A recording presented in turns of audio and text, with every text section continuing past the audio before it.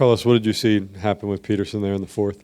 Yeah, he lost the strike zone, missing a lot, arm side, and the walks, especially when you're walking the bottom of the lineup, 8-hole, 9-hole, or the inning started with 4 straight balls there, you up 6, and he just kind of lost the strike zone, especially arm side, and they made him pay.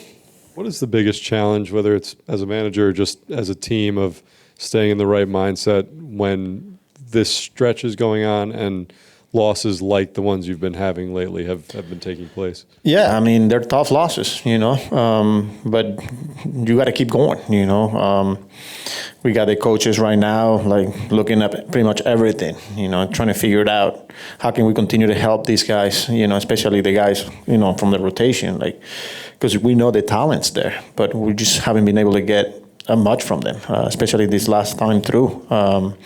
So not easy, but understanding that we got to keep going, Mike?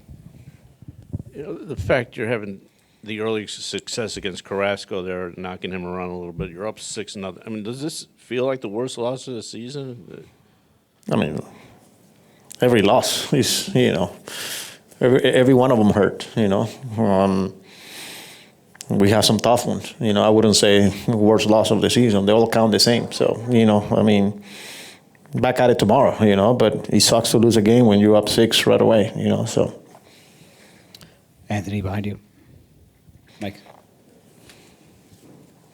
Is there any common thread in your mind as to, I mean, this is a full rotation turn where you didn't even get 5 innings from a starter. Is there any common thread why these guys have not been able to do what they need to do to last deep?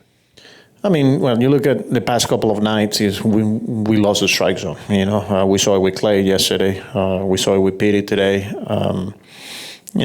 We saw it pretty much with all of them, giving free passes. And teams are going to make you pay for. At this level, you start walking people.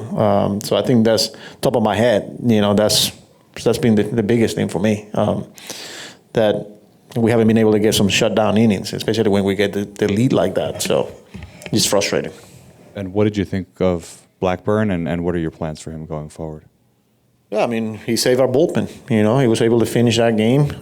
Gave up 2, that 2-run, the hanging breaking, but he was good. He was pitch efficient, obviously. And like I said, he did his part. He saved the bullpen. He's in the bullpen, so. Abby?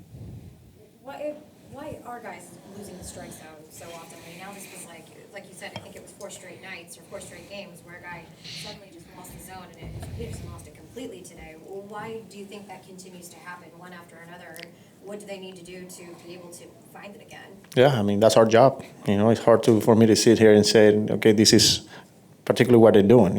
The pitching coaches are kind of digging deep, make sure we're not missing anything, what's going on here, And like I said, that's our job as coaches, to get these guys back on track because they're talented.